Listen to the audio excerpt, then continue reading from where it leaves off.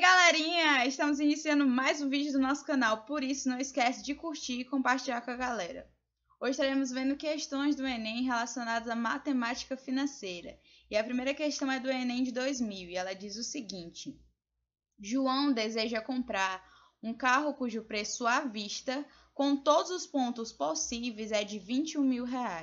E esse valor não será reajustado nos próximos meses. Ele tem 20 mil, que podem ser aplicados a uma taxa de juros compostos de 2% ao mês, e escolhe deixar todo o seu dinheiro aplicado até que o montante atinja o valor do carro. Gente, essa questão é muito top, ela é simples, tá? A questão é que você tem que ver que você vai precisar de uma formulazinha básica para resolver ela, como a gente já tinha visto em outro vídeo.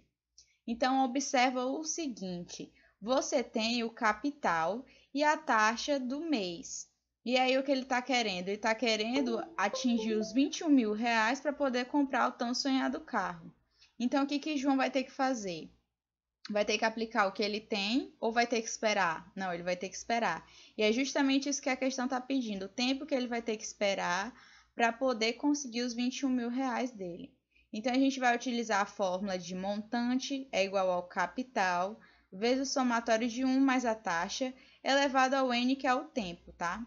Sabendo que a gente tem 2% de taxa, tá, cobrado em cima dessa poupança, que no caso ele pegou os 20 mil e guardou numa conta. E aí essa conta, como tá no banco, vamos supor no banco, eles cobram uma taxazinha. Essa taxa, no caso, é os 2%. E aí, como a gente vai aferir uma ideia de meses, a gente vai começar por 2 e vai ver quanto que a gente vai ter ao final desses 2 meses. Então, a gente tem aqui montante igual aos 20 mil, que é o capital do João, mais o somatório de 1 mais 0,02. Por quê? Porque 2% equivale a 0,02, porque 2 é dividido por 100, que é o valor da porcentagem. E aí, esse é o valor real agora que a gente tem. Elevado a 2, que é os possíveis meses que talvez ele vai ter que guardar. Depois que resolve a questão aqui, essa formulazinha todinha, a gente verifica que ao final desses 2 meses ele vai ter R$20.808, o que não é ainda o dinheiro necessário para ele fazer a compra do carro. Lembrando que ele precisa de R$21 mil. Então, como a gente viu que os 2 meses não vai ser suficiente para ele juntar esse dinheiro, a gente vai chutar agora 3 meses. E aí vai manter o mesmo valor de taxa e o mesmo valor de capital. E aí é só jogar na fórmula de novo. E ao final desses 3 meses, ele vai ter uma quantidade de R$21.224,16. Ou seja, João deverá esperar por 3 meses para efetuar a compra do carro e ainda vai sobrar aproximadamente quase R$225 para ele gastar aí com os filhos dele ou com a esposa. Então, a nossa resposta é aí, letra C. E agora temos uma questão do Enem de 2010. Um grupo de pacientes com hepatite C foi submetido a um tratamento tradicional em que 40% desses pacientes foram completamente curados.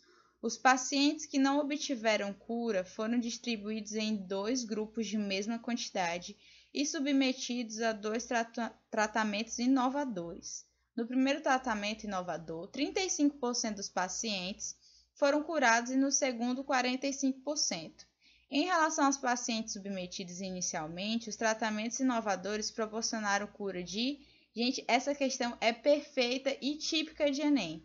Observe o seguinte: ele não te dá a quantidade dos pacientes, mas a questão todinha está em torno dessa quantidade. Então, o que vai acontecer nesse caso? Você vai escolher uma quantidade de pacientes ao seu desejo, porque você vai pegar essa quantidade de pacientes e dividir em 2 grupos.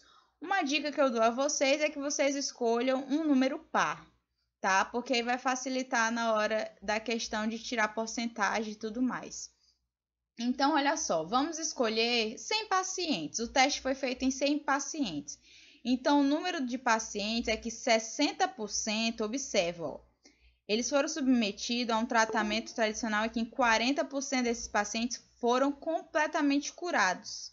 Então, ó, o número de pacientes é que 60% não foram completamente curados. A gente vai trabalhar em cima desses 60% que não foi curado. Logo, 60 pacientes, porque 60% de 100 dá 60 pacientes, tá? Não foram completamente curados. Dividindo os 60 em dois grupos, no caso, a gente verifica o seguinte: escolhemos 100 pacientes, certo? E aí, desses 40% a gente vai eliminar, porque a gente não vai trabalhar com eles em cima das porcentagens. A gente vai trabalhar em cima dos 60 que não foram curados. Desses 60%, o que resta são 60 pacientes. Então, desses 60 agora, a gente vai ter que dividir em dois grupos, onde cada grupo vai ter 30 pacientes, tá? No primeiro grupo, com o primeiro tratamento inovador, teve 35% dos pacientes foram curados. Ou seja, desses 35% equivale a quase 11 pacientes curados, tá? 10,5 foram a quantidade de pacientes curados. E no segundo grupo, 45% foram curados, ou seja, 13,5, quase 14 pacientes foram curados. Portanto, somando os 10,5 curados do primeiro grupo, vamos chamar esse grupo de grupo A. O grupo A a gente tem 10,5 de pacientes curados. E no grupo B a gente teve uma quantidade de 3,5 pacientes curados. E a soma desses dois agora vai dar o quê? 24 curados com os tratamentos inovadores. E aí, lembrando que a gente tinha 100 pacientes e desses dois grupos agora que a gente dividiu, lembrando que foram do grupo de 60%, tá? Que a gente dividiu ao meio esses 60%, a gente obteve 24 curados com os tratamentos inovadores. E 24 de 100 equivale a 24%, resposta letra B. E é isso aí, pessoal. Espero que vocês tenham gostado. Não esquece de nos seguir nas redes sociais e valeu!